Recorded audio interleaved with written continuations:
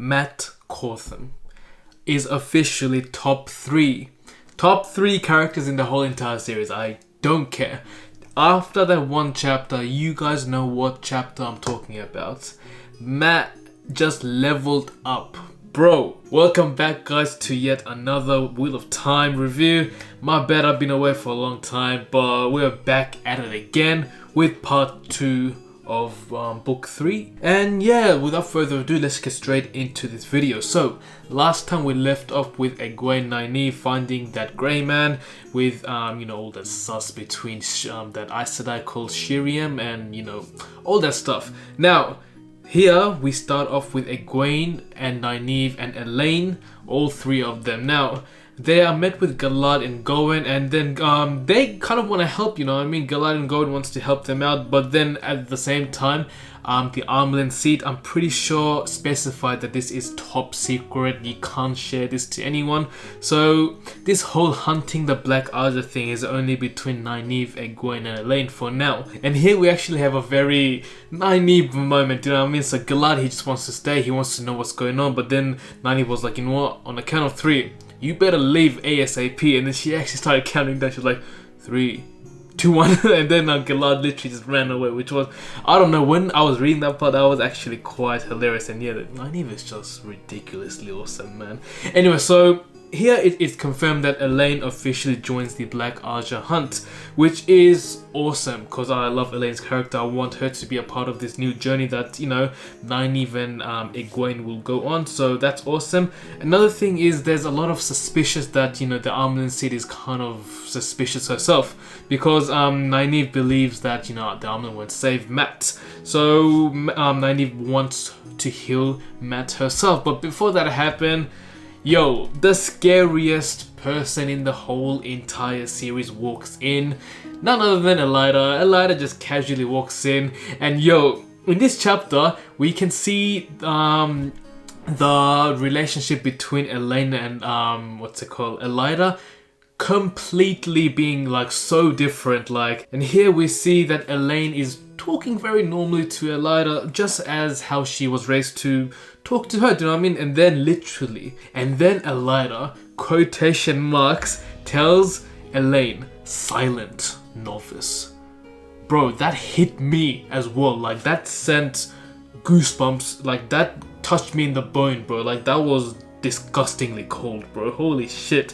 Elaida is no joke right now. So anyway, Elaida is quite interesting here. She's asking them about Matt, how he whatever in their journey, why they were away so much, blah blah blah. But the main thing is how she pretty much now knows that Rand is Targaryen, pretty much because Rand proclaimed himself the Dragon Reborn, I presume. But Nynaeve and Egwene did not want to answer further question. Nynaeve was like, yo, listen, the Amyrlin said this is highly confidential, we cannot tell you. So Elaida was pushing until Shiriam, she's the novice, I said, I'm not sure, they have weird titles, but Shiriam walks in, and I don't know if it was just me, but for a second it was almost like Elaida and Shiriam were having this eye-to-eye contest, a staring contest, I don't know.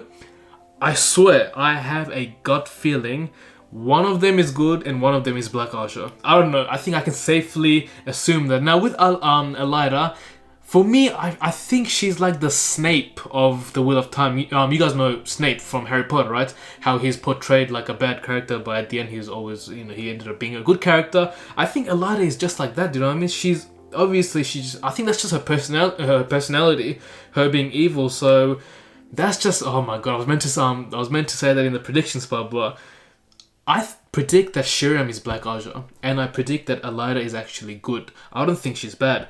There's a lot of hints that are being given. I feel like they're a bit too obvious that she may be Black Archer, but I don't think she is, to be honest. Anyway, so Shiriam then takes all of the girls to where Matt is actually being currently healed by 10 Aes Sedai, and they're using a sa'angreal. I'm pretty sure it's a sa'angreal. Correct me if I'm wrong. I don't know if it's a sa'angreal, but I'm pretty sure they're using this one thingy that's a sa'angreal. I could be wrong, so correct me if I'm wrong. Anyway, so this was no joke. this dagger, like the evil from the dagger, is literally no joke. Like Matt is in lots of pain, and at one point, like the pain was so severe, he started speaking in the old tongue. Now in the old tongue, he was apparently commanding an army. He also said that how he hates the Aes Sedai. I'm getting like this leader kind of vibe from Matt. I don't know if Matt is some kind of leader. I don't know how or what, because he did blow the horn. He led all of those crazy, I think, Arta Hawkwinds. He also led that guy. I don't know, Matt is...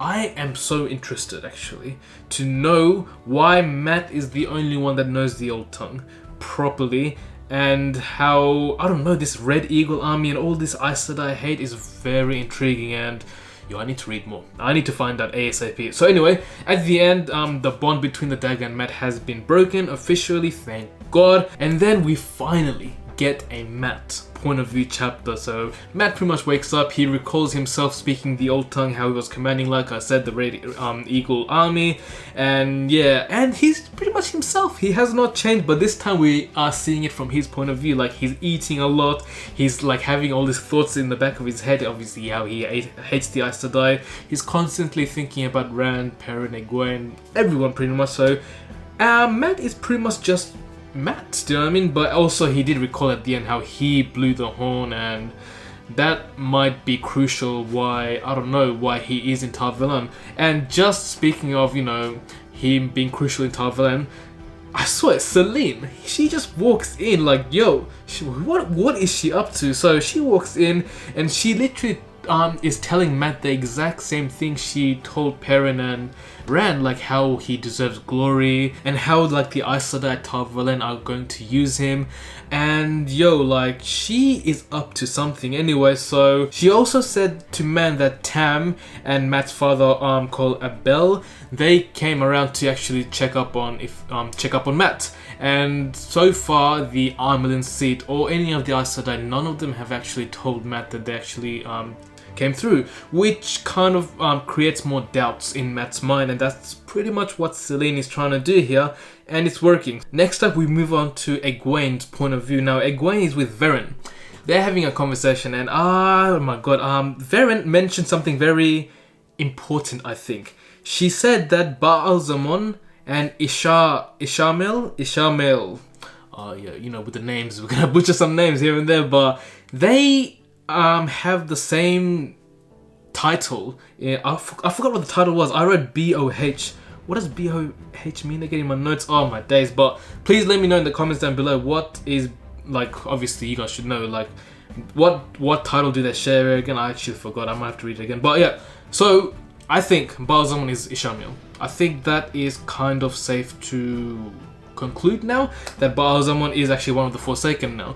He is not the Dark One. Baal-Zamon is not the Dark One. That's kind of obvious. Like, I never expected the Dark One to appear in a form of, you know, fire coming out of mouth and eyes, and beaten twice by Rand, I think. So he has to be a Forsaken. And Perrin pretty much gave Egwene a bunch of list of, you know, whoever left the White Tower, all the Black Argers, all the Ta'angrils they stole, just a whole bunch of information that Egwene needs to digest with Nynaeve and Elaine. And she also said that Egwene is the first dreamer in 173 years, which is massive. Like, yo, so pretty much Perrin gave Egwene a stone ring, and it's I forgot, was it a Ta'angril or Angril? Oh my, I should don't know, but this one's called Tel Aran Riod. Interesting name, but I feel like I need to get used to these names. But this stone ring allows a dreamer to enter the world of dreams, and I don't know, she also, Perrin also mentioned that in the world of dreams, the Dark One is very paradox. Like, for example, if he exists in the current world, he will pretty much exist in every single other world. And that raises a question, because when you think about it, going back to the Flicker chapter, where in the Flicker chapter, I think Rand did die as being the Dragon Reborn, so would that count? That's actually, whoa, I actually thought of it right now. I need to read that Flicker chapter again. I feel like this world of dream, if the Dark One is in is in the other one. I don't know, there might be some clues. Oh, you know, I'm overthinking it. Yeah, I'm overthinking it. And now Egwene finally does her accepted test. Now, this test seemed very, very dodgy. I don't know, because Alida literally demanded herself to be there. There was also Alana there. I don't know why Alana's always here and there. Like, this chapter, because, yo, at the end, you guys obviously know how things went wrong. It did not go right, and then Alana was kind of responsible for that. And at the start, Alana was like, nah, it's okay, we can just go on. I think Alana is a Black Aja. I think Alana, Shiriam, I have a gut feeling, especially Alana. I think Alana, 95% sure that she is a Black Aja. I can almost guarantee it now. I don't know if I'm right or wrong, but I have a very strong feeling that Alana is a Black Aja.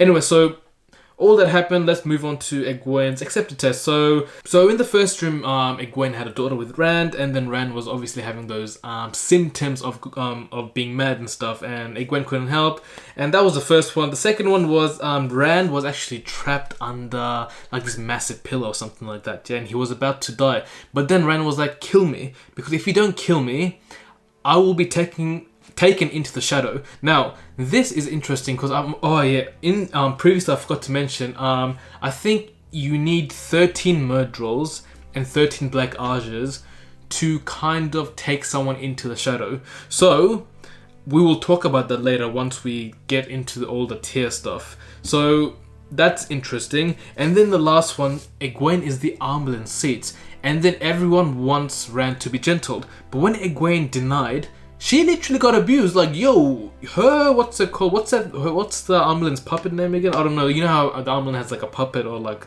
an assistant? The assistant knocked Egwene out. Like, what the fudge? Like, that's why the Amyrlin was probably so scared at the start. Like, you know, that's why she's probably doing all this in private. Because, yo, just because you're the Amyrlin seat does not mean you're in complete power. That's actually crazy, bro.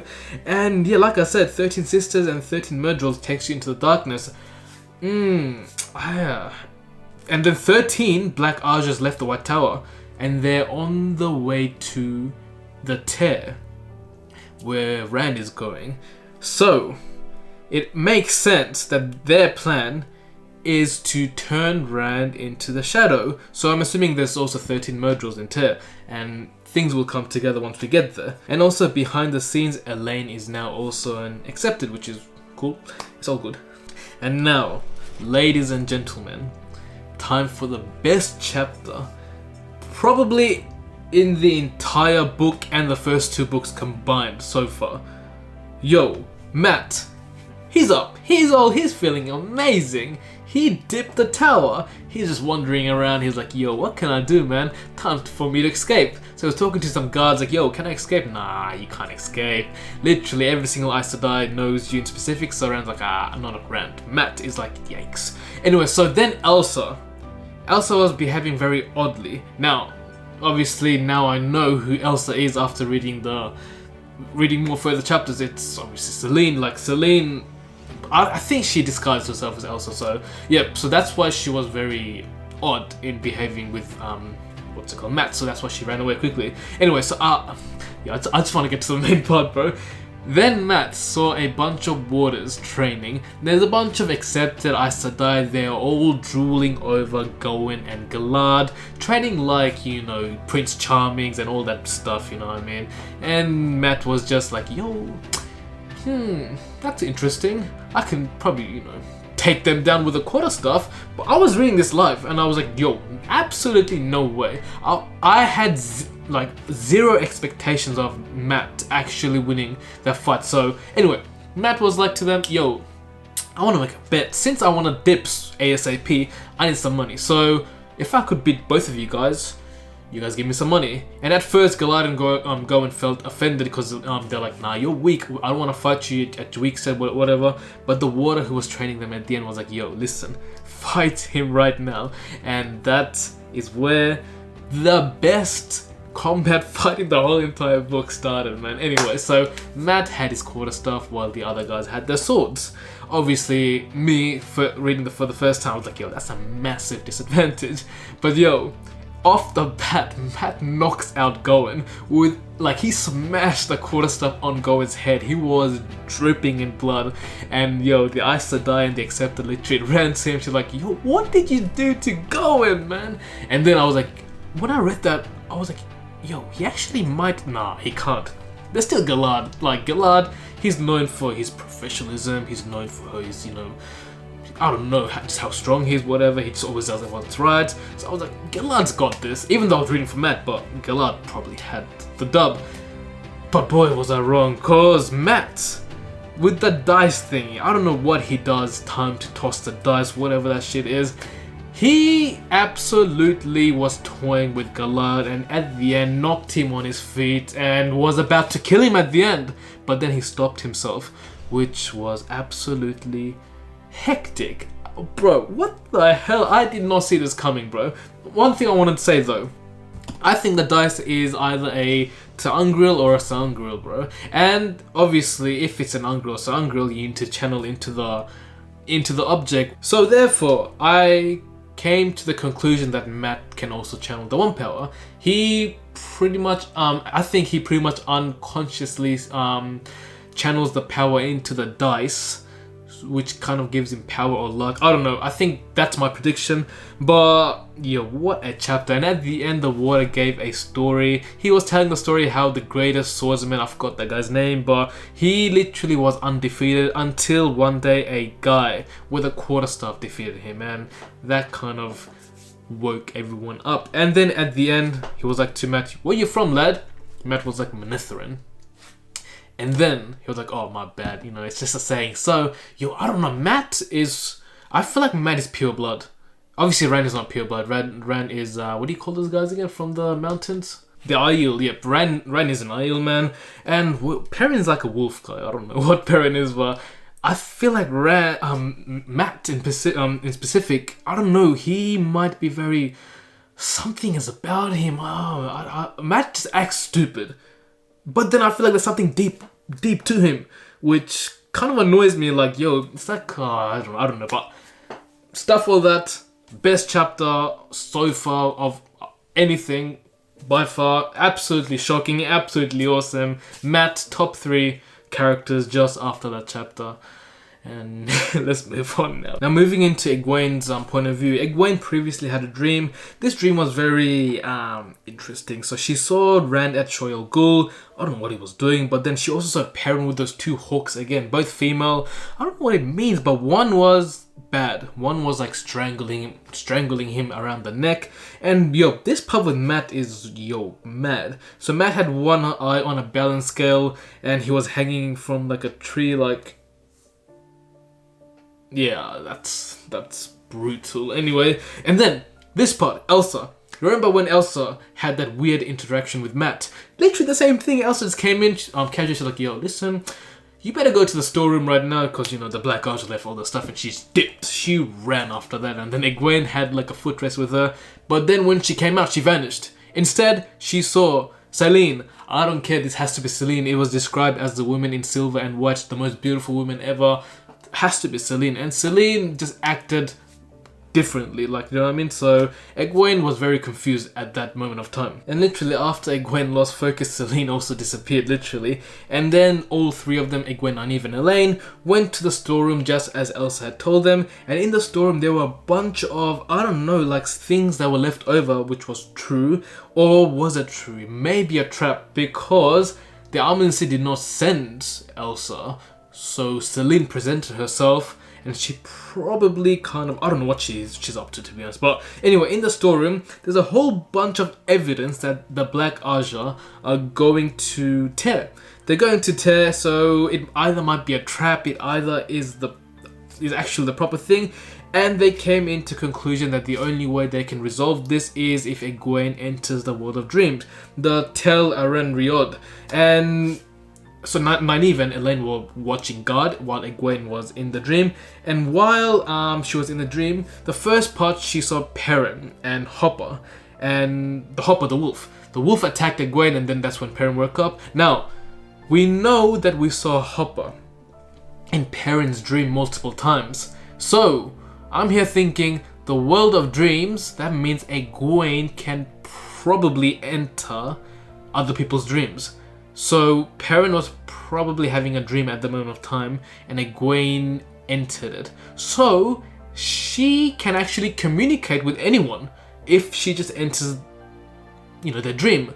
However, there are like many consequences. I forgot what Perrin said, but things are dangerous in the world of dream. Anyway, next she saw Rand in the woods, and then Rand pretty much thought that Egwene was disguised as the Dark One, and Rand did not want to believe that was Egwene. Fair enough, because the Dark One kind of did that before, do you know what I mean? So that means Egwene entered Rand's dream at that moment of time as well, from what I have kind of collected so far. And yeah, Rand pretty much thinks it's a trick by Ba'alzamon while Egwene was there, and he then channels the one power which completely overwhelmed Egwene. So we know that Rand is getting stronger and stronger. And then she comes to a different scenario. She's in the tear where the sword Calendar is there, and then she met this old lady called Sylvie.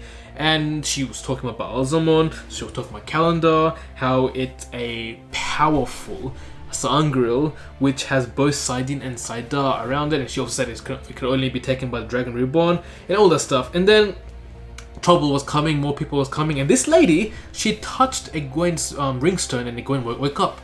So I don't know, I feel like that lady's quite important. Sylvie, what was her name? Sylvie. She is quite important because she knows stuff. Obviously, she's got knowledge, but she also has the knowledge to send Egwene back into reality. So after Egwene woke up, it was pretty obvious that they have to go to Tear now, because that's where the Black Aja will go, to obviously have that conflict between Rand, because Rand's also on his way to Tear. And obviously Elaine she's in a situation with like her mother, Caemlyn, all that stuff, so she needs to send a message, and that's when Nynaeve was like, yo, I have the perfect person to send, which obviously is Mat. Now, Mat is very suspicious, because the Amyrlin told Mat to stay in Tar Valon, or things will happen, do you know what I mean? And obviously Mat's like, I can't go. So that's when Nynaeve gave that sealed paper signed by the Amyrlin, or stamped by the Amyrlin. So Mat can pretty much get away with everything, and that gave Mat some confidence, and I think he's excited just to leave Tar Valon in general. So now we know that Mat is going to Caemlyn, Egwene, Nynaeve, Elaine is going to the Tear, Rand's also going to the Tear, I think Perrin's group is also going to the Tear. So Mat is going to have a lonely arc in this book, unless he just changes, I don't know, direction. So we'll have to see. So now we know where everything is heading towards. Now, next we move to the kitchen scene where Egwene, Nynaeve, and Elaine are doing some, I don't know, Aes Sedai chores or something like that. And they're led by this Aes Sedai called Laras. And when the Amyrlin actually came into the kitchen, she obviously she had to stay professional, because I think Elaine and Egwene were mucking around, and she pretty much told Laras to punish them, to make it seem professional, because we know that in Egwene's dream that her little puppet knocked her out. So just because you're the Amyrlin does not mean you can, get away with everything. So she needs to act professional, and then she gets some alone time with Nynaeve. And here she told Nynaeve that she did not send Elsa to them. So that just kind of says a lot, that Selene is up to something. Selene is literally completely in her own world, trying to achieve something that I have no idea of. But yeah, the Amyrlin said that I did not send Elsa. She also said that Shiriam found another grey man. Instead of a man, this was a woman this time. So, why is Shiriam the one who's finding these grey men? Why is she involved in all of this grey man stuff? I'm telling you, she's Black Aja. She's the one that's sending these grey men around, but she has to be Black Aja.